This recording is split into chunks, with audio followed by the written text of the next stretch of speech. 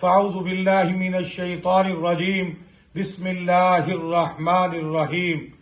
اتحاد بین المسلمین، اس وقت مسلمانوں کے درمیان اتحاد و اتفاق کی بڑی ضرورت ہے۔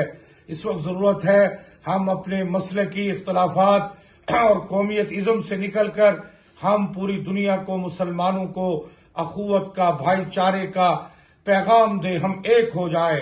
حوث نے کر دیا ہے ٹکڑے ٹکڑے نو انسان کو، اخوت کا بیاں ہو جا، محبت کی زباں ہو جا۔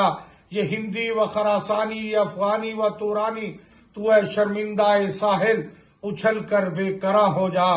ارشاد باری تعالیٰ ہے وَاعْتَصِمُوا بِحَبْلِ اللَّهِ جَمِيعًا وَلَا تَفَرَّقُوا، اور تم سب مل کر اس کی رسی کو مضبوطی سے تھامے رکھو اور تفرقے میں مت پڑو۔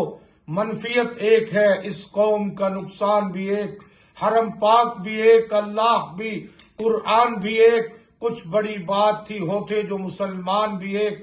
فرقہ بندی ہے کہیں اور کہیں ذاتیں ہیں، کیا فرماتے ہیں پنپنے کی یہی باتیں ہیں۔ آج ضرورت ہے مسلمانوں، پاکستان کے اندر ہم اپنے مسلکی گروہی اختلافات کو، قومیتزم کو بالائے طاق رکھ کر امت کو جوڑنے کا کردار ادا کریں، اپنی صفوں میں اتحاد کریں تاکہ یہ پاکستان مضبوط ہو۔ آج جو پاک فوج نے پاکستان کی تحفظ اور سلامتی کے لیے جرت اور بہادری کا مظاہرہ کیا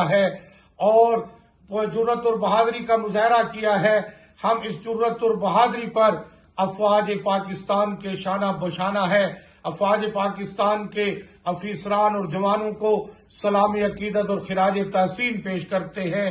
دینی مدارس کے علماء، طلباء پاک فوج کے دستے بازو ہیں، پاکستان کے تحفظ کے لیے، پاکستان کی سلامتی کے لیے، پاکستان کے سرحدات کے تحفظ کے لیے